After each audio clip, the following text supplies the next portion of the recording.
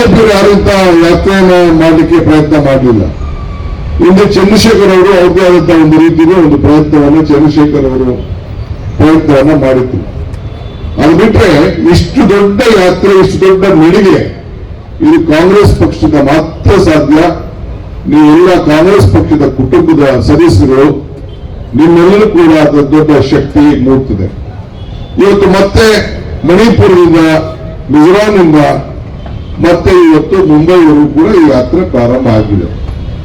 ಈ ಕಳೆದ 2 ದಿನದಿಂದ ಅಸ್ಸಾಂನಲ್ಲಿ ಏನು ನಡೀತಾ ಇದೆ, ಇವತ್ತು ಬೆಳಿಗ್ಗೆ ಕೂಡ ನಾವು ಇಲ್ಲಿ ಬರ್ಲಿಕ್ಕೆ ತಡ ಆಯಿತು. ನಾನು ಅಲ್ಲಿಂದ ಮಾಹಿತಿನ ತಂದ್ಕೊಳ್ತಾ ಇದ್ದೆ. ಕೆಲವೊಂದು ಮಂತ್ರಿಗಳೆಲ್ಲ ಸ್ನೇಹಿತರು ಹೈದರಾಬಾದ್ಗೆಲ್ಲ ಹೋಗಿದ್ದಾರೆ, ಅಲ್ಲಿಂದ ಫೋನ್ ಮಾಡಿದ್ರು.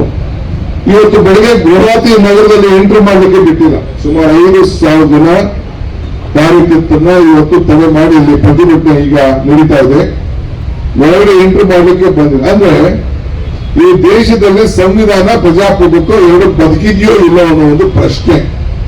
ಇವತ್ತು ನೀವೆಲ್ಲ ಸೇರುವುದು ಒಂದು ಅದನ್ನ ಖಂಡಿಸಲಿಕ್ಕೆ, ಮತ್ತೊಂದು ಈ ದೇಶದ ಕಾಂಗ್ರೆಸ್ ನಾಯಕತ್ವದ ಮುಖಂಡತ್ವದಲ್ಲಿ ಇವತ್ತು ಏನು ಮಲ್ಲಿಕಾರ್ಜುನ್ ಖರ್ಗೆ ಅವರ ನಾಯಕತ್ವದಲ್ಲಿ ಏನು ಕಾಂಗ್ರೆಸ್ ಪಕ್ಷ ಇದೆ, ರಾಹುಲ್ ಗಾಂಧಿ ಅವರ ಮುಖಂಡತ್ವದಲ್ಲಿ ಏನು ಯಾತ್ರೆ ನಡೀತಾ ಇದೆ, ಅದರ ಬೆಂಬಲವಾಗಿ ನಾವು ಇದ್ದೇವೆ ಅಂತ ಹೇಳಲಿಕ್ಕೆ ಇವತ್ತು ನಾವೆಲ್ಲ ಇಲ್ಲಿ ಸೇರಿದ್ದೇವೆ. ಅದನ್ನ ಖಂಡಿಸಲಿಕ್ಕೆ ಇವತ್ತು ನಾವು ಸೇರಿದ್ದೇವೆ. ಕಾಂಗ್ರೆಸ್ ರಾಹುಲ್ ಗಾಂಧಿ ಅವರ ಭಾರತ್ ಜೋಡೋ ನ್ಯಾಯ ಯಾತ್ರೆಗೆ ಒಂದು ದೊಡ್ಡ ವಿರೋಧ ಪಾರ್ಟಿ ಸ್ವಲ್ಪ ಭಯ. ನಿಮ್ಗೇನ್ ಕಷ್ಟ? ನಾವೇನು ರಾಜಕಾರಣ ಧರ್ಮದಲ್ಲಿ ನಾವ್ಯಾರು ದುರುಪಯೋಗ ಮಾಡ್ಕೊತಾವಲ್ಲ. ನಾನಾದ್ರೂ ಮಾತು ಹೇಳಿದ್ದೇನೆ, ರಾಜಕಾರಣದಲ್ಲಿ ಧರ್ಮ ಇರಬೇಕು, ಧರ್ಮದಲ್ಲಿ ರಾಜಕಾರಣ ಇರಬಾರ್ದು ಅಂತ. ಈಗ ನೀವು ಏನೇ ಧರ್ಮದಲ್ಲಿ ರಾಜಕಾರಣ ಮಾಡಲಿಕ್ಕೆ ಪ್ರಯತ್ನ ಮಾಡ್ತಾ ಇದ್ದೀವಿ, ನಾವು ಚರ್ಚೆ ಮಾಡ್ತಾ ಇಲ್ಲ. ಇವತ್ತು ಬೇಕಾದಷ್ಟು ವ್ಯಾಖ್ಯಾನ ಮತ್ತೊಂದೆಲ್ಲ ಬರ್ತಾ ಇದೆ. ಮುಂದಿನ ಮನೆ ನಾನು ಟಿವಿ ಹೇಳಿದೆ, ಸಿದ್ದರಾಮಯ್ಯನವರ ಹೆಸರಿನಲ್ಲಿ ರಾಮ ಇದ್ದಾನೆ, ಈ ಶಿವಕುಮಾರ್ ಹೆಸರಲ್ಲಿ ಶಿವ ಷಣ್ಮುಖ ಇದ್ದಾನೆ, ಗಣೇಶರು ಇದ್ದಾನೆ ಅಂತೀವಿ. ಈ ಹರಿಪ್ರಸಾದ್ ಹೆಸರಲ್ಲಿ ಹರಿ ಇದ್ದಾನೆ, ಕೃಷ್ಣಾಪುರ ಹೆಸರಲ್ಲಿ ಕೃಷ್ಣ ಇದ್ದಾನೆ. ಈಗ ನಮ್ಮೆಲ್ಲ ಹೆಸರನ್ನ ಬದಲಾವಣೆ ಮಾಡ್ಬಿಡಕ್ಕಾಗ್ತದ? ಇಲ್ಲ ಏನಾದ್ರು ಹಿಂದೂ ಧರ್ಮ ಆಗಲಿ, ನಿಮಗೆ ಆದಂತಹ ನಮ್ಮನೆ ಆಸ್ತಿಗೆ ಸಾಧ್ಯ. ನಮ್ಮೆಲ್ಲರ ಧರ್ಮ, ನಮ್ಮ ಧರ್ಮ, ನಮ್ಮ ನಂಬಿಕೆ. ಧರ್ಮದಲ್ಲಿ ಏನೇ ಇದ್ರೂ ಒಂದೇ ತತ್ವ, ಒಂದೇ, ಯಾವುದೇ ಜಾತಿಯಲ್ಲಿ ಯಾವುದೇ ವಿಚಾರ. ನಾನಾಗ 500 ಮಾತು ಹೇಳ್ತಾ ಇದ್ದೀನಿ. ಧರ್ಮ ಯಾವುದಾದರೂ ತತ್ವ ಒಂದೇ, ನಾಮ ನೂರಾದರೂ ದೈವ ಒಂದೇ, ಪೂಜೆ ಯಾವುದಾದರೂ ಭಕ್ತಿ ಒಂದೇ, ಕರ್ಮ ಯಾವಾದರೂ ನಿಷ್ಠೆ ಒಂದೇ, ದೇವರೊಬ್ಬ, ನಾನು ಅದು ಒತ್ತಿ ಹೇಳ್ತಾ ಇದ್ವಿ. ಹಾಗೆ ನಾವು ಕಲ್ಲಲ್ಲೂ ನೋಡ್ತೇವೆ, ಮರದಲ್ಲೂ ನೋಡ್ತೇವೆ, ಗಾಳಿಯಲ್ಲೂ ನೋಡ್ತೇವೆ, ನೀರಿನಲ್ಲೂ ನಾವು ನೋಡ್ತೇವೆ, ನೀರಿನಲ್ಲೂ ನಾವು ನೋಡ್ತೇವೆ. ಇವತ್ತು ನಾವು ಈ ಸರ್ಕಾರ ಬಂದಿದೆ, 5 ಗ್ಯಾರಂಟಿ, 5 ಬೆರಳು, 5 ಗ್ಯಾರಂಟಿ, 5 ಬೆರಳು ಸೇರಿ ಕೈ ಮುಷ್ಟಿ ಆಯಿತು, 5 ಗ್ಯಾರಂಟಿ ಸೇರಿ ಕೈ ಹಸ್ತ ಬಲವಾಯಿತು. ಇದನ್ನ ನಮ್ ಕೈಲಿ ಕರ್ಕೊಳಕ್ಕಾಗ್ತಾ ಇಲ್ಲ. ಇದನ್ನು ನೋಡಿ ಹೆದರ್ಬಿಟ್ಟು ಪಾಪ ಏನೇನೋ ಹೊಂದಾಣಿಕೆಯನ್ನ ಇವತ್ತು ಮಾಡ್ಕೊಳ್ಳಿಕ್ಕೆ ಪ್ರಯತ್ನವನ್ನು ಮಾಡ್ತಾ ಇದ್ದಾರೆ. ಇವತ್ತು JDS ನಾವಿಬ್ಬರು ಸೇರಿ ಸರ್ಕಾರ ಘೋಷಣೆ ಮಾಡಿದ್ದೆ. ನಾವು ಕೇಂದ್ರದವರು ಬಿಜೆಪಿಯಿಂದ ದೂರ ಇರಬೇಕು ಅಂತೇಳಿ ನಾವು ಒಪ್ಕೊಂಡು ನಾವೆಲ್ಲ ಸರ್ಕಾರವನ್ನು ಘೋಷಣೆ ಮಾಡಿದ್ದು. ಇವತ್ತು ಯಾರು ಸರ್ಕಾರವನ್ನ ತೆಗೆದ್ರು, ಯಾರು ಈ ಸರ್ಕಾರವನ್ನ JDS ಮತ್ತು ಕಾಂಗ್ರೆಸ್ ಸರ್ಕಾರವನ್ನ ತೆಗೆಯಲಿಕ್ಕೆ ಪ್ರಯತ್ನ ಮಾಡಿ ಯಡಿಯೂರಪ್ಪನವರ ಮುಖ್ಯಮಂತ್ರಿಗಳು ನಡೀತು, ಅವರ ಜೊತೆಯಲ್ಲೇ ಇವತ್ತು ಸೌಖ್ಯ ಇವತ್ತು ಮಾಡಿಕೊಂಡು ಈ ಅಧಿಕಾರವನ್ನ ಎಲ್ಲ ಅವ್ರಾದಂತ ಏನು ಒಂದು ಅನ್ಯಾಯ ಇದೆಯಲ್ಲ, ಅನ್ಯಾಯ ಮಾಡೋದ್ರ ಜೊತೆಲೆ ಇವತ್ತು ಸೇರಿಸಿ ಇವತ್ತು ರಾಜಕಾರಣ ನಡೀತಾ ಇದೆ ಅಂತಂದ್ರೆ, ರಾಜಕಾರಣದಲ್ಲಿ ಏನು ಅನ್ಯಾಯ, ಯಾವ ರೀತಿ ಇರೋದನ್ನ ನಾನು ಈ ಸಂದರ್ಭದಲ್ಲಿ ಈ ವಿಚಾರದಲ್ಲಿ ವಿಶ್ಲೇಷಣೆ ಮಾಡಲಿಕ್ಕೆ ಹೋಗುದಿಲ್ಲ. ನಾನು ಬೇರೆ ಸಂದರ್ಭದಲ್ಲಿ ನಾನು ಅದ್ರ ಬಗ್ಗೆ ವಿಶ್ಲೇಷಣೆ ಮಾಡ್ತೀನಿ. ನೀವು ಎಲ್ಲ ಸಂಸ್ಥೆಗಳನ್ನ ಭೇಟಿ ಮಾಡಿಕೊಂಡು, ನಿಮ್ಮ ಏರಿಯಾದಂತಹ ಸಂಘ ಸಂಸ್ಥೆಗಳನ್ನ, ಟೀಚರ್ಸ್ನ ಭೇಟಿ ಮಾಡಿ ಅವರಿಗೆ ಶಕ್ತಿ ಕೊಡಬೇಕು. ಜನತಾದಳ, ಬಿಜೆಪಿ ಇಬ್ಬರು ಸೇರಿ ಸಿಂಗಲ್ ಕ್ಯಾಂಡಿಡೇಟ್ ಮಾಡ್ಕೊಳ್ಳಿ, ಏನ್ ಬೇಕಾದ್ರೂ ಮಾಡ್ಕೊಳ್ಳಿ, ನಮ್ಗೆ ಅದು ಮುಖ್ಯ ಅಲ್ಲ. ಆ ಎಲೆಕ್ಷನ್ ಅನ್ನು ಬಹಳ ಜಾಗೃತಿಯಾಗಿ ನೀವೆಲ್ಲ ಟೀಚರ್ಸ್ನ ವಿಶ್ವಾಸಕ್ಕೆ ತೆಗೆದುಕೊಂಡು ಕಾಂಗ್ರೆಸ್ ಅಭ್ಯರ್ಥಿ ಗೆಲುವ ರೀತಿಯಲ್ಲಿ ತಾವೆಲ್ಲ ಸೇರಿ ಕೆಲಸವನ್ನು ತಾವೆಲ್ಲ ಮಾಡಬೇಕು. ಇದಕ್ಕೆ ನಾನು ಕೆಲವೆಲ್ಲ ಜವಾಬ್ದಾರಿಯನ್ನು ನಿಮ್ಮ ಬ್ಲಾಕ್ ಅವರಿಗೆ, ಶಾಸಕರುಗಳಿಗೆ, ಜಿಲ್ಲಾ ಕಾಂಗ್ರೆಸ್ ಅವರಿಗೆ ಈ ಜವಾಬ್ದಾರಿಯನ್ನು ನಾನು ವಹಿಸ್ತಾ ಇದ್ದೇನೆ. ಇದು ನಿಮ್ಮ ಎಲೆಕ್ಷನ್, ಇದು ದಯವಿಟ್ಟು ತಾವು ಸಹಾಯ ಮಾಡಿ. ಮಿಕ್ಕಿದ ಅಧಿಕಾರ ಅವ್ರು ಕೊಡ್ತಾರೆ, ಇವ್ರು ಕೊಡ್ತಾರೆ, ನಮ್ಗೆ ಕೊಡ್ತಾರೆ, ಏನ್ ತಲೆಗೆ ಕೆಡಿಸ್ಕೋಬೇಕಾಗಿಲ್ಲ. ನಿಮ್ಗೆಲ್ಲರೂ ಕೂಡ ಕಾರ್ಯಕರ್ತರಿಗೆ ಶಕ್ತಿ ತುಂಬಬೇಕು ಅಂತೇಳಿ ಈ ಗೃಹದ ಈ ಒಂದು ನಮ್ಮ 5 ಗ್ಯಾರಂಟಿಗಳನ್ನ ಇಂಪ್ಲಿಮೆಂಟ್ ಮಾಡಲಿಕ್ಕೆ ಪ್ರತಿಯೊಂದು ಕ್ಷೇತ್ರದಲ್ಲೂ ಕೂಡ 15 ಜನ ಸದಸ್ಯರನ್ನು ಮಾಡಿ, ಜಿಲ್ಲಾ ಮಟ್ಟದಲ್ಲಿ 21 ಜನನ ಸದಸ್ಯರು ಮಾಡಿ, ರಾಜ್ಯ ಮಟ್ಟದಲ್ಲಿ ಸದಸ್ಯರು ಮಾಡಿ, ಅವ್ರಿಗೆ ಕಚೇರಿಗಳನ್ನು ಕೊಟ್ಟು ಅವರಿಗೆ ಗೌರವ ರೀತಿಯಲ್ಲಿ ನಡೆಸಿಕೊಂಡು ಈ ಮನೆಗೆ ಗ್ಯಾರಂಟಿನ ತಲುಪಿದೆಯೋ ಇಲ್ಲ ಅಂತ ಹೇಳಿ ನೋಡ್ಲಿಕ್ಕೆ ನಾನು ಈಗಾಗಲೇ ಜಿಲ್ಲೆ ನಗರದಲ್ಲಿ ಅನೇಕ ಕಡೆಯೆಲ್ಲ ಪ್ರವಾಸವನ್ನು ಮಾಡಿದ್ದೇನೆ. ಮನೆ ಬಾಗಿಲಿಗೆ ಸರ್ಕಾರವನ್ನು ತೆಗೆದುಕೊಂಡು ಜನರ ಕಷ್ಟವನ್ನ ಬಗೆಹರಿಸಲಿಕ್ಕೆ ಪ್ರಯತ್ನ ಮಾಡ್ತಾ ಇದ್ದೇನೆ. ಇನ್ನು ಕೆಲವು ಇದೆ, ಕೆಲವನ್ನ ಪ್ರಾರಂಭ ಮಾಡ್ತೀನಿ. ಎಲೆಕ್ಷನ್ ಕಮಿಷನ್ ಕೆಲವು ಇಟ್ಟು ಈಗ 14 ಕಮಿಷನ್ ಆಗಿದೆ. ಅದನ್ನು ಮಿಕ್ಕಿದ್ದನ್ನು ಮುಂದುವರಿಸೋ ಇರಲಾಗಿಲ್ಲ. ನಿಂತ್ಕೊಂಡು ಎಲ್ಲ ಸಮಸ್ಯೆ ಕೂಡ ಬಗೆಹರಿಸಲಿಕ್ಕೆ ಪ್ರಯತ್ನ ಮಾಡ್ತೀನಿ. ನೀವೆಲ್ಲ ಇದಕ್ಕೆ ಸಹಕಾರ ಕೊಟ್ಟಿದ್ದೀರಿ. ನಿಮ್ಮೆಲ್ಲರಿಗೂ ವಹಿಸಿ ಶುಭ ಹಾರೈಸಿ ಈ ಒಂದು ಬೃಹತ್ ಪ್ರತಿಭಟನೆಯಲ್ಲಿ ಕೇವಲ ಕೆಲವು ಗಂಟೆಗಳಲ್ಲಿ ಇಷ್ಟು ಬಂದು ತಾವೆಲ್ಲ ಸೇರಿ ಒಂದು ಶಕ್ತಿಯನ್ನು ತುಂಬಿದ್ದೀರಿ. ನೀವೆಲ್ಲರೂ ಕೂಡ 1 ಕೋಟಿ ನಮಸ್ಕಾರಗಳು. ಈ ಸಂದೇಶ ಇಡೀ ದೇಶಕ್ಕೆ ಒಂದು ದೊಡ್ಡ ಶಕ್ತಿ ಕೊಟ್ಟಂಗಾಗಿದೆ ಅಂತ ಹೇಳಿ ನನ್ನ ಮಾತು ಮುಗಿಸ್ತೇನೆ. ನಮಸ್ಕಾರ. ಇಡೀ ಭಾರತದಲ್ಲಿ ಇವತ್ತು ನಡೀತಾ ಇದೆ ಪ್ರಜಾಪ್ರಭುತ್ವದ ವ್ಯವಸ್ಥೆಯಲ್ಲಿ. ನಾವು ನಮ್ಮ ಧ್ವನಿಯನ್ನ, ನಮ್ಮ ಆಚಾರ ವಿಚಾರವನ್ನು ಪ್ರಚಾರ ಮಾಡಲಿಕ್ಕೆ ಎಲ್ಲರೂ ಕೂಡ ಸಂವಿಧಾನದಲ್ಲಿ ಹಕ್ಕನ್ನ ಕೊಟ್ಟಿದ್ದಾರೆ. ಇವತ್ತು ನಾವಿಲ್ಲಿ ಸೇರಿದ್ದೇವೆ, ಸಾಂಕೇತಿಕವಾಗಿ ಇಲ್ಲಿ ಮತ್ತು ಎಲ್ಲ ಜಿಲ್ಲೆಗಳಲ್ಲೂ ಸೇರಿದ್ದೇವೆ. ಇಡೀ ದೇಶದಲ್ಲಿ 22ನೇ ತಾರೀಕು ನಿನ್ನೆ ಸಾಯಂಕಾಲ 3 ಗಂಟೆ ಮಾಡಬೇಕು ಅನ್ನೋದು ಒಂದು ಸಂದೇಶ ನನಗೆ 12 ಗಂಟೆ ರಾತ್ರಿಗೆ ಬಂತು. ಆದರೆ ನಾನು ನಿನ್ನೆ ಪ್ರಚಾರ ನಾವು ಮಾಡುವಂತ ಕಾರ್ಯಕ್ರಮಕ್ಕೆ ಪ್ರಚಾರ ಸಿಕ್ಕುದಿಲ್ಲ ಅಂತೇಳಿ ಇವತ್ತು ಇಟ್ಕೊಂಡಿದ್ದೆ. ನಮ್ಮ ರಾಮಲಿಂಗಾರೆಡ್ಡಿ ಅವರು ಇಲ್ಲ 11ಕ್ಕೆ ಮಾಡೋಣ, 3 ಬೇಡ ಅಂತ ಹೇಳಿ ಕೊನೆಗೆ ಸಲಹೆ ಮೇಲೆ ಈಗ ಮಾಡಿದ್ದೀವಿ. ತಾವೆಲ್ಲ ಬಹಳ ತುರ್ತಾಗಿ ಇಷ್ಟು ದೊಡ್ಡ ಸೈಲೆಂಟ್ ಮಾಡೋದಕ್ಕೆ ಜಿಲ್ಲಾ ಕಾಂಗ್ರೆಸ್ ಅಧ್ಯಕ್ಷರಿಗೆ, ಬ್ಲಾಕ್ ಅಧ್ಯಕ್ಷರಿಗೆ, ನಾಯಕರಿಗೆ, ಕಾಂಗ್ರೆಸ್ ಪಕ್ಷದ ಅಧ್ಯಕ್ಷರಾಗಿ ನಿಮ್ಮೆಲ್ಲರೂ ಕೂಡ ನಾನು ಅಭಿನಂದನೆ ಸಲ್ಲಿಸಲಿಕ್ಕೆ ನಾನು ಬಯಸ್ತಾ ಇದ್ದೀನಿ. ಇವತ್ತು ಭಾರತ್ ಜೋಡೋ ಯಾತ್ರೆಗೆ 2ನೇ ಹಂತದ ಯಾತ್ರೆ. ಈ ದೇಶದ ನ್ಯಾಯಕ್ಕೋಸ್ಕರ ನಾವು ಯಾತ್ರೆಯನ್ನ ರಾಹುಲ್ ಗಾಂಧಿ ಅವರು ಕೈಗೊಂಡಿದ್ದಾರೆ. ಅವರೇನು ಅವರಲ್ಲಿರುವಂತಹ ಒಂದು ಬದ್ಧತೆ ಕಾಂಗ್ರೆಸ್ ಪಕ್ಷದ ಇತಿಹಾಸ. ಕಾಂಗ್ರೆಸ್, ನಾನು ಆಗಾಗ ಒಂದು ಮಾತು ಹೇಳ್ತಾ ಇರ್ತೀನಿ, ಕಾಂಗ್ರೆಸ್ ಶಕ್ತಿ ಈ ದೇಶದ ಶಕ್ತಿ, ಕಾಂಗ್ರೆಸ್ ಇತಿಹಾಸ ಈ ದೇಶದ ಇತಿಹಾಸ. ಯಾವಾಗ ಆಗಲಿ ಕಾಂಗ್ರೆಸ್ ಪಕ್ಷ ಅಧಿಕಾರಕ್ಕೆ ಬಂದ್ರೆ ಎಲ್ಲ ವರ್ಗದ ಜನರ ಅಧಿಕಾರಕ್ಕೆ ಬಂದಂಗೆ ಅನ್ನೋ ಮಾತನ್ನ ಅನೇಕ ಸಂದರ್ಭದಲ್ಲಿ ನಾನು ಬಳಸಿದ್ದೇನೆ. ಇವತ್ತು ಹಿಂದೆ ಮಹಾತ್ಮ ಗಾಂಧೀಜಿಯವರು ದಂಡಿನ ಯಾತ್ರೆಯನ್ನ ಮಾಡಿ ಈ ಬ್ರಿಟಿಷರ ವಿರುದ್ಧ ಹೋರಾಟವನ್ನು ಮಾಡಿ ಈ ದೇಶಕ್ಕೆ ಸ್ವಾತಂತ್ರ್ಯವನ್ನು ತಂದುಕೊಟ್ಟಂತಹ ಇತಿಹಾಸ. ಬೆಳಗಾವಿಯ 24ನೇ ತಾರೀಕು 24ನೇ ಏನು ಆ ತಾರೀಕಿತ್ತು ಕಾಂಗ್ರೆಸ್ ಸಮಾವೇಶ. ಆ ಸಮಾವೇಶ 24ನೇ ವಯಸ್ಸು 24ನೇ ಇಸ್ವಿಯಲ್ಲಿ ಸಮಾವೇಶ. ಆ ಅಧ್ಯಕ್ಷ ಸ್ಥಾನವನ್ನ ಬೆಳಗಾವಿಯಲ್ಲಿ ವಹಿಸಿಕೊಂಡು ಅಲ್ಲಿಂದ ಒಂದು ಈ ದೇಶದ ಸ್ವಾತಂತ್ರ್ಯಕ್ಕೆ ಹೊಸ ರೂಪವನ್ನು ತಂದುಕೊಟ್ಟು ಈ ಪ್ರಜಾಪ್ರಭುತ್ವದ ವ್ಯವಸ್ಥೆಯಲ್ಲಿ ನಾವೆಲ್ಲ ಅಧಿಕಾರವನ್ನ ಹಂಚಿಕೊಂಡಿದ್ದೇವೆ. ಪಂಚಾಯತಿಯಿಂದ ಪಾರ್ಲಿಮೆಂಟ್ ವರೆಗೂ ನಾಯಕರಾಗಿದ್ದೇವೆ.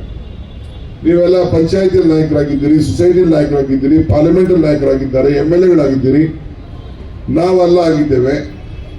ಪ್ರಜಾಪ್ರಭುತ್ವದ ಫಲ, ಸಂವಿಧಾನದ ಹಕ್ಕು ಇವತ್ತು ನಮಗೆಲ್ಲ ಇವತ್ತು ಇದನ್ನು ಮೂಡಿಸಿದೆ. ನಮ್ಮ ನಾಯಕರು ಮತ್ತು ನೀವೆಲ್ಲ ಸೇರಿ ಕನ್ಯಾಕುಮಾರಿಯಿಂದ ಕಾಶ್ಮೀರವರೆಗೂ ನಡೆದಿರಿ. ನೀವು ಕೂಡ ಬೆಂಗಳೂರು, ಕರ್ನಾಟಕ ರಾಜ್ಯದಲ್ಲಿ ಚಾಮರಾಜನಗರ ಜಿಲ್ಲೆಯಿಂದ ಹಿಡಿದು ರಾಯಚೂರು ಕೂಡ ನಿಮ್ಮೆಲ್ಲರ ಶ್ರಮ, ನಿಮ್ಮೆಲ್ಲರ ಸಂಘಟನೆ, ನಿಮ್ಮೆಲ್ಲರ ಹೋರಾಟ ಇಡೀ ದೇಶಕ್ಕೆ ಒಂದು ದೊಡ್ಡ ಸಂದೇಶವನ್ನು ಕೊಟ್ಟು ಭಾರತ್ ಜೋಡೋ ಯಾತ್ರೆಗೆ ಒಂದು ದೊಡ್ಡ ಬುನಾದಿಯನ್ನ, ಅಡಿಪಾಯವನ್ನು ಹಾಕೊಟ್ಟು ಈ ಯಶಸ್ಸಿನ ಹಿನ್ನೆಲೆಯಲ್ಲಿ ಕರ್ನಾಟಕ ರಾಜ್ಯದಲ್ಲಿ ಮತ್ತು ತೆಲಂಗಾಣ ರಾಜ್ಯದಲ್ಲಿ ಕಾಂಗ್ರೆಸ್ ಸರ್ಕಾರ ಒಂದು ಬಲಿಷ್ಠವಾದಂತಹ ಸರ್ಕಾರ ಇವತ್ತು ಅಧಿಕಾರಕ್ಕೆ ಬಂದು ನಿಮ್ಮೆಲ್ಲರ ಸೇವೆಯನ್ನು ಇವತ್ತು ಮಾಡಲಿಕ್ಕೆ ಅವಕಾಶ ಸಿಕ್ಕಿದೆ.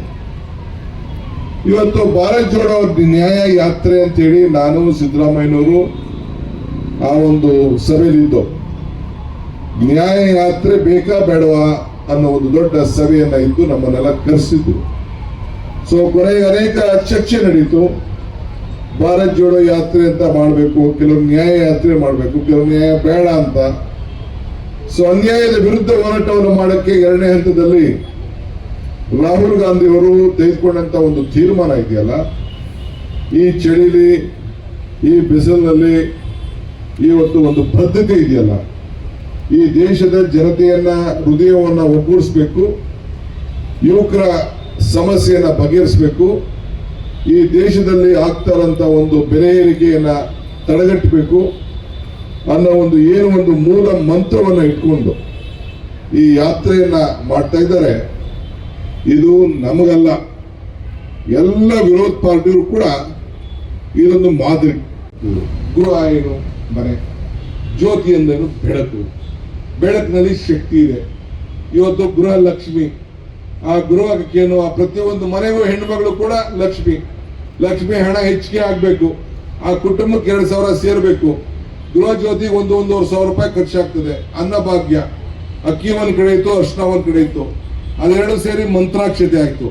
ಆ ಮಂತ್ರಾಕ್ಷತೆ ಮನೆಗೆ ಹಂಚ್ತಾ ಇದ್ರಿ. ಇದು ಕಾಂಗ್ರೆಸ್ ಪಕ್ಷದ ಮಂತ್ರಾಕ್ಷತೆ ಅಲ್ವಾ? ಕಾಂಗ್ರೆಸ್ ಪಕ್ಷದ ಅಕ್ಕಿ ಅಲ್ವಾ? ಏನ್ ಅಲ್ಲಿಂದ ಬಂದಿತ್ತಾ? ಶಕ್ತಿ ಯೋಜನೆ ರಾಮಲಿಂಗಾರೆಡ್ಡಿ ಇಲ್ಲ. ಶಕ್ತಿ ಯೋಜನೆ ಏದಕ್ಕೆ ಶಕ್ತಿ? ಯಾರ ಶಕ್ತಿ? ಮಹಿಳಾ ಶಕ್ತಿ. ಮಹಿಳೆಗೆ ಏನ್ ಕರಿತೀವಿ? ಭೂತಾಯಿ ಅಂತ ಕರಿತೀವಿ. ಯಾವ್ದಾದ್ರು ಊರಿಗೆ ಏನ್ ಕೇಳ್ತೀವಿ? ಗ್ರಾಮ ದೇವತೆ ಏನು ಅಂತ ಕೇಳ್ತೀವಿ. ಹಂಗೆ ಶಕ್ತಿಯರಿಗೆ, ಹೆಣ್ಮಕ್ಳಿಗೆ ಶಕ್ತಿಯನ್ನು ಕೊಟ್ಟಿದ್ದು ಇದು ಹೆಣ್ಮಕ್ಳ ಮಾನವೀಯತೆ ಧರ್ಮ ಅಲ್ವಾ? ಇದು ನಾವು ಒಂದೇ ಜಾತಿ ಕೊಡ್ತಾ ಇದೀವಾ? ಒಂದೇ ಧರ್ಮ ಕೊಡ್ತಾ ಇದೀವಾ? ಒಂದೇ ಪಾರ್ಟಿ ಕೊಡ್ತಾ ಇದೀವಾ?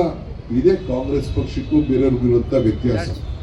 ಆದ್ರಿಂದ ಕೈಯಲ್ಲಿ ಮಂತ್ರಾಕ್ಷತೆ, ಮೊದಲಿನಲ್ಲಿ ಕೈಯಲ್ಲಿ ಮಂತ್ರಾಕ್ಷತೆ, ಇಲ್ಲಿ ದೊಣ್ಣೆ ಮಡಿಕೊಂಡವ್ರೆ ಬಿಜೆಪಿಯವರು. ಯಾಕ್ರಿ ಇವೆಲ್ಲ? ರಾಹುಲ್ ಗಾಂಧಿ ಅವರು ಯಾತ್ರೆ ಮಾಡಿಕೊಂಡು ಜನರಿಗೆ ಸಂದೇಶವನ್ನ ಸಾರ್ಕೊಂಡು ಹೋಗ್ತಾ ಇದ್ದಾರೆ. ಏನಕ್ಕೆ ನಿಲ್ಲಿಸಲಿಕ್ಕೆ ಪ್ರಯತ್ನ ಮಾಡ್ತಾ ಇದ್ರಿ? ಯಾರ್ಯಾರು ಈ ದೇಶದ ಭವಿಷ್ಯಕ್ಕೋಸ್ಕರ, ಈ ದೇಶದ ಐಕ್ಯತೆ, ಈ ದೇಶದ ಸಮಗ್ರತೆ, ಈ ದೇಶದಲ್ಲಿ ಶಾಂತಿಗೋಸ್ಕರ ಕಾಂಗ್ರೆಸ್ಸಿಗರು ಸಾವಿರಾರು ಜನ ಪ್ರಾಣ ತ್ಯಾಗವನ್ನು ಮಾಡಿದ್ದಾರೆ. ಇವತ್ತು ರಾಹುಲ್ ಗಾಂಧಿ ಇವತ್ತು ಯಾತ್ರೆ ನಡೀತಾ ಇದೆ. ಚಿಕ್ಕ ವಯಸ್ಸು, ತನ್ನ ಅಜ್ಜಿ ಪ್ರಾಣವನ್ನ ಕಳ್ಕೊಂಡಿದ್ದನ್ನ, ಗುಂಡನ್ನ ಹಾರಿಸಿದ್ದನ್ನ ನೋಡಿ ಈ ದೇಶಕ್ಕೆ ಎಂತ ನೋವನ್ನು ಅನುಭವಿಸಿದ್ದಾರೆ. ಅದಾದ್ಮೇಲೆ ಅವರ ಚಿಕ್ಕಪ್ಪ ನಮ್ಮ ಸಂಜಯ್ ಗಾಂಧಿ ಅವರು ಕೂಡ ಈ ದೇಶದ ಒಂದು ದೊಡ್ಡ ಷಡಂತ್ರ ಅವತ್ತಿನ ಕಾಲದಲ್ಲಿ. ನಾನು ಅದ್ರ ಬಗ್ಗೆ ವ್ಯಾಖ್ಯಾನಕ್ಕೆ ಹೋಗುದಿಲ್ಲ. ಅವರು ಕಳ್ಕೊಂಡು ಅದಾದ್ಮೇಲೆ ಕೆಲವು ವಯಸ್ಸಾದ್ಮೇಲೆ 1984ರಲ್ಲಿ ಇಂದಿರಾ ಗಾಂಧಿ ಅವರು ಸತ್ತು. ಅದಾದ್ಮೇಲೆ 99ರಲ್ಲಿ ರಾಜೀವ್ ಗಾಂಧಿ ಅವರು ಸತ್ತು. ಇಷ್ಟೆಲ್ಲ ದುಃಖವನ್ನ ಅನುಭವಿಸಿ ಈ ದೇಶದ ಪ್ರಧಾನಮಂತ್ರಿ ಸ್ಥಾನನ ಸೋನಿಯಾ ಗಾಂಧಿ ಅವರು ತ್ಯಾಗ ಮಾಡಿದಾಗ ಕೂಡ ಇವತ್ತು ಮತ್ತೆ ಈ ದೇಶದ ಒಗ್ಗಟ್ಟಿಗೋಸ್ಕರ ಇವತ್ತು ಈ ಭಾರತ್ ಜೋಡೋ ನ್ಯಾಯ ಯಾತ್ರೆಯನ್ನ ಮಾಡ್ತಾ ಇದ್ರಲ್ಲ, ಇದನ್ನ ನೋಡ್ಕೊಂಡು ಸಹಿಸಕ್ಕಾಗಲಿಲ್ಲ. ಒಬ್ಬ ಬಿಜೆಪಿ ನಾಯಕ ಇಂತ ತ್ಯಾಗ ಮಾಡಿದಾರ? ಒಬ್ಬ ಬಿಜೆಪಿ ನಾಯಕ ಇಂತ ಹೋರಾಟವನ್ನು ಮಾಡಿದಾರ? ಯಾರು ಕೂಡ ಮಾಡಕ್ಕಾಗಲಿಲ್ಲ. ಆದ್ರಿಂದ ಇವತ್ತು ನೀವೆಲ್ಲ ಇವತ್ತು ಒಂದು ಸಣ್ಣ ಕರೆ ಮೇರೆಗೆ ನಮ್ಮ ಬ್ಲಾಕ್ ಅಧ್ಯಕ್ಷಗಳು, ಜಿಲ್ಲಾ ಅಧ್ಯಕ್ಷಗಳು, ನಮ್ಮ ಕಂಟ್ರೋಲ್ ರೂಮ್ ಅವರು ನಿಮ್ಗೆ ಕೊಟ್ಟಂತ ಮೆಸೇಜ್ಗೆ ನೀವು ಬಂದು ನಾನೊಬ್ಬ ಕಾಂಗ್ರೆಸ್ಗ ನಾನು ಹೋರಾಟವನ್ನು ಮಾಡ್ತೇನೆ, ಈ ದೇಶಕ್ಕೆ ಸ್ವಾತಂತ್ರ್ಯ ಕೊಟ್ಟಂತ ಪಕ್ಷದಲ್ಲಿ ನಾನಿದ್ದೇನೆ ಅಂತೇಳಿ ಬೆಂಬಲವನ್ನು ವ್ಯಕ್ತಪಡಿಸಿ ಇವತ್ತು ನಿಂತಿರೋದಕ್ಕೆ ನಿಮ್ಮೆಲ್ಲರೂ ಕೂಡ ಒಂದು ಕೋಟಿ ನಮಸ್ಕಾರಗಳನ್ನು ಬಯಸ್ತಾ ಇದ್ದಾರೆ. ಕಾಂಗ್ರೆಸ್ ಪಕ್ಷದ ಅಧ್ಯಕ್ಷರಾದಂಥ ಮಲ್ಲಿಕಾರ್ಜುನ್ ಖರ್ಗೆ ಅವರು ಈ ಬಾರಿ 26ನೇ ತಾರೀಕು ರಾಷ್ಟ್ರ ಧ್ವಜವನ್ನು ಹಾರಿಸಲಿಕ್ಕೆ ಕಾಂಗ್ರೆಸ್ ಪಕ್ಷಕ್ಕೆ ಬರ್ತಾ ಇದ್ದಾರೆ. ನೀವೆಲ್ಲ ಬರಬೇಕು. 26ನೇ ತಾರೀಕು ಕಾಂಗ್ರೆಸ್ ಕಚೇರಿಯಲ್ಲಿ 26ನೇ ತಾರೀಕಿನ ಗಣರಾಜ್ಯೋತ್ಸವದ ಧ್ವಜವನ್ನ ಹಾರಿಸಲಿಕ್ಕೆ ಅವರು ಬರ್ತಾ ಇದ್ದಾರೆ. ನೀವೆಲ್ಲ ಒಂದು ಭಾಗಿಯಾಗಬೇಕು. ಸರ್ಕಾರದ ಕಾರ್ಯಕ್ರಮ ಬೇರೆ ನಡೀತದೆ, ಅದು ಬೇರೆ ವಿಚಾರ. ಆದರೆ ಅದನ್ನ ಟೈಮನ್ನು ನಿಮ್ಗೆ ನಾನು ತಿಳಿಸ್ತೇನೆ. ನೀವೆಲ್ಲ ಬಂದು ಅದರಲ್ಲಿ ನೀವೆಲ್ಲ ಪಾಲ್ಗೊಳ್ಬೇಕು ಅಂತೇಳಿ ತಮ್ಮನ್ನ ಪ್ರಾರ್ಥಿಸಿ, ಇದಾದ ಮೇಲೆ ಕಾಂಗ್ರೆಸ್ ಪಕ್ಷದ ಒಂದು ಕಾರ್ಯಕರ್ತ ಸಮಾವೇಶ ಮಂಗಳೂರಿನಲ್ಲಿ ನಾವು ಮಾಡ್ತೀವಿ ಅಂತೇಳಿ ಮಂಗಳೂರಿನವರೆಲ್ಲ ಮುಂದಕ್ಕೆ ಬಂದಿದ್ದಾರೆ. 21ನೇ ತಾರೀಕೆ ಡೇಟ್ ಅನ್ನು ಕೊಟ್ಟಿದ್ರು. ಆದ್ರೆ 22ನೇ ತಾರೀಕಿನ ಕಾರ್ಯಕ್ರಮ ಕೋಯಿನ್ಸೈಡ್ ಆಗ್ತಾ ಇದೆ ಅನ್ನೋ ಬೇಡ ಅನ್ನೋ ದೃಷ್ಟಿಯಿಂದ ಅದನ್ನ ಒಂದು ವಾರ ಮುಂದಕ್ಕೆ ಹಾಕಿದ್ದೇವೆ. ಇವತ್ತು ಸಾಯಂಕಾಲ ನನ್ನ ಕಾಂಗ್ರೆಸ್ ಪಕ್ಷದ ಅಧ್ಯಕ್ಷರು ಮಾತಾಡಿ ಆ ದಿನಾಂಕವನ್ನು ತಿಳಿಸ್ತೇನೆ. ನಾಯಕರುಗಳು ಕಾರ್ಯಕರ್ತರೆಲ್ಲ ಆ ಕಾರ್ಯಕ್ರಮಕ್ಕೆ ನಿಮ್ಮಿಂದೇ ವ್ಯವಸ್ಥೆ ಮಾಡಿಕೊಂಡು ಬಂದು ತಾವೆಲ್ಲ ಕೂಡ ಪಾಲ್ಗೊಳ್ಬೇಕು ಅಂತ ಈ ಸಂದರ್ಭದಲ್ಲಿ ಹೇಳಿ, ಮತ್ತೆ ನನ್ನ ಬಿಜೆಪಿಯ ಅಸ್ಸಾಂನ ಮುಖ್ಯಮಂತ್ರಿ ಆದಿಯಾಗಿ ಅಲ್ಲಿ ಎಲ್ಲ ಗುಂಡಗಳಿಗೆ ಹೇಳಲಿಕ್ಕೆ ಬಯಸ್ತೇನೆ, ಕಾಂಗ್ರೆಸ್ ಪಕ್ಷದ ಕಾರ್ಯಕರ್ತರು ನಿಮ್ಮ ಹೆದರಿಕೆ, ನಿಮ್ಮ ಗೊಡ್ಡು ಬೆದರಿಕೆಗೆ, ನಿಮ್ಮ ಜೈಲಿಗೆ, ನಿಮ್ಮ ಬೇಲ್ಗೆ, ನಿಮ್ಮ ಕೇಸ್ಗಳಿಗೆ ಯಾವುದಕ್ಕೂ ಕೂಡ ಕಾಂಗ್ರೆಸ್ ಇದ್ರು ಎದುರುದಿಲ್ಲ. ನಾವು ಒಗ್ಗಟ್ಟಿನಿಂದ ಹೋರಾಟವನ್ನು ಮಾಡಿ ರಾಜೀವ್ ಗಾಂಧಿಯವರ ಏನು ರಾಹುಲ್ ಗಾಂಧಿಯವರ ಚಿಂತನೆ ಏನಿತ್ತು ಅದಕ್ಕೆ ನಾವು ಹೋರಾಟಕ್ಕೆ ನಾವು ಎಂದು ನಿರಂತರವಾಗಿ ಈ ಜೋಡೋ ಜೋಡೋ ಭಾರತ್ ಜೋಡೋ ಜೋಡೋ ಜೋಡೋ ಭಾರತ್ ಜೋಡೋದ ನ್ಯಾಯ ಯಾತ್ರೆಗೆ ನಾವೆಲ್ಲ ಇಡೀ ರಾಜ್ಯದಲ್ಲಿ ಬೆಂಬಲವಾಗಿ ನಿಂತ್ಕೊಳ್ತೇವೆ ಅನ್ನೋ ಮಾತನ್ನ ಈ ಸಂದರ್ಭದಲ್ಲಿ ಹೇಳಿ ಮತ್ತೆ ನಾನು ಹೇಳ್ತಾ ಇದ್ದೀನಿ, ರಾಜಕಾರಣದಲ್ಲಿ ಧರ್ಮ ಇರಬೇಕು, ಧರ್ಮದಲ್ಲಿ ರಾಜಕಾರಣ ಇರಬಾರ್ದು. ಇದನ್ನು ನಾನು ಬೇರೆ ಬೇರೆ ಸಂದರ್ಭದಲ್ಲಿ ನಾನು ಹೋಗುವುದಿಲ್ಲ. ನಾವು ಏನು ನಮ್ಮ ಸರ್ಕಾರದಲ್ಲಿ ಧಾರ್ಮಿಕ ದತ್ತಿ ಇಲಾಖೆ ಇಲ್ವೋ, ಮೈನಾರಿಟಿ ಡೆವಲಪ್ಮೆಂಟ್ ಇಲ್ವೋ, ಹಜ್ ಸಮಿತಿಗಳಿಲ್ವೋ, ಎಲ್ಲ ಧರ್ಮಕ್ಕೂ ನಾವು ಸಂವಿಧಾನದ ವಿರುದ್ಧ ಪರವಾಗಿ ನಾವು ನಿಂತ್ಕೊಂಡು, ಸಂವಿಧಾನದ ಪರವಾಗಿ ನಾವು ನಿಂತ್ಕೊಂಡು ನಾವು ಎಲ್ಲರಿಗೂ ಕೂಡ ಸಮಾನತೆ, ಸರ್ವರಿಗೂ ಸಮಪಾಳು ಅಂತ ಹೇಳಿ ಎಲ್ಲರೂ ಕೂಡ ನ್ಯಾಯದಿಂದ ಅವರವರ ವಿಚಾರದಲ್ಲಿ ಅವರ ನಂಬಿಕೆ ಮೇಲೆ ನೀವು ಕೆಲಸವನ್ನು ಮಾಡ್ಕೊಂಡು ಹೋಗು ಅಂತ ಹೇಳಿ ನಾವು ಅವಕಾಶವನ್ನು ಕೊಟ್ಟಿದ್ದೇವೆ. ನಿಮ್ ಕೈಲಾಗಲಿಲ್ಲ ಅಂದ್ರೆ ಮುಚ್ಚಿಬಿಡಿ. ಅದು ನಿಮ್ಗೆ ಅಧಿಕಾರ ಇತ್ತಲ್ಲ, ಯಾಕೆ ಮಾಡಕ್ಕಾಗ್ಲಿಲ್ಲ? ಈಗ ಅಧಿಕಾರ ಹೋದ ಮೇಲೆ ಪಾಪ ಏನ್ ಸಂಕ ನಮ್ ಸಿಕ್ಕಿಲ್ವಲ್ಲ ಈ ಚಾನ್ಸ್, ನಮ್ ಸಿಕ್ಕಿಲ್ವಲ್ಲ ಚಾನ್ಸ್ ಅಂತ ಏನ್ ಕೈನ ಇಸಿಕೊಂಡು ಪ್ರಯತ್ನ ಮಾಡ್ತಾರೆ. ನಾನು ಕಾರ್ಯಕರ್ತರಿಗೆ ಹೇಳೋದಿಷ್ಟೇ, ಈಗ ನೆಕ್ಸ್ಟ್ ಮೇಗೆ, ಮಾರ್ಚ್ಗೆ, ಏಪ್ರಿಲ್ ಎಲೆಕ್ಷನ್. ನಾನು ಇನ್ನು ಮುಂದಕ್ಕೆ ನಾನು ಯಾರು ನನ್ನ ಮನೆ ನೋಡಕ್ ಬರಬೇಡಿ. ನನ್ನ ಮನೆ ಕ್ಲೋಸ್ ಮಾಡಿದ್ದೇನೆ, ಮನೆ ಶಿಫ್ಟ್ ಮಾಡ್ತಾ ಇದ್ದೀನಿ. ನಾಳೆ ಏನಿದ್ರು ಕಾಂಗ್ರೆಸ್ ಕಚೇರಿ ನೋಡ್ಬೇಕು, ಇಲ್ಲ ಅಲ್ಲೇ ಕ್ವಾರ್ಟರ್ಸ್ ನೋಡ್ಬೇಕು. ಬಂದು ನಾನು ರಾತ್ರಿ 11 ಗಂಟೆ 12 ಗಂಟೆ ಗಂಟ 2 ಗಂಟೆ ಗಂಟೆಲ್ಲ ಬಂದು ಕಾಯ್ಕೊಂಡು ನನಗೆ ತೊಂದರೆ ಕೊಡಕ್ ಹೋಗ್ಬೇಡಿ.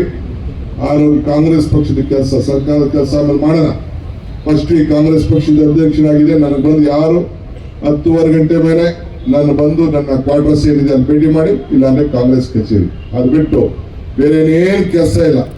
ನೀವು ನಾವೆಲ್ಲ ಸೇರಿ ಬೆಂಗಳೂರು ನಗರದಲ್ಲಿ ನಿಮ್ಮ ಏನು 4 ಸೀಟ್ ಇದೆ, ಆ 4 ಸೀಟಲ್ಲೂ ಕೂಡ ಪ್ರತಿ ಬೂತ್ ಅಲ್ಲೂ ಕೂಡ ಕಾರ್ಯಕರ್ತರು PLಗಳನ್ನ ಅಪಾಯಿಂಟ್ ಮಾಡಿ ಪ್ರತಿಯೊಂದು ಬೂತ್ ಅಲ್ಲೂ ಮನೆ ಹೋಗಿ ವೋಟರ್ ಲಿಸ್ಟ್ ಅಲ್ಲಿ ಆಗ್ತಿರೋಂತ ಹೆಚ್ಚು ಕಮ್ಮಿ ಇವತ್ತು ಬಂದಿದೆ ನಿಮಗೆ.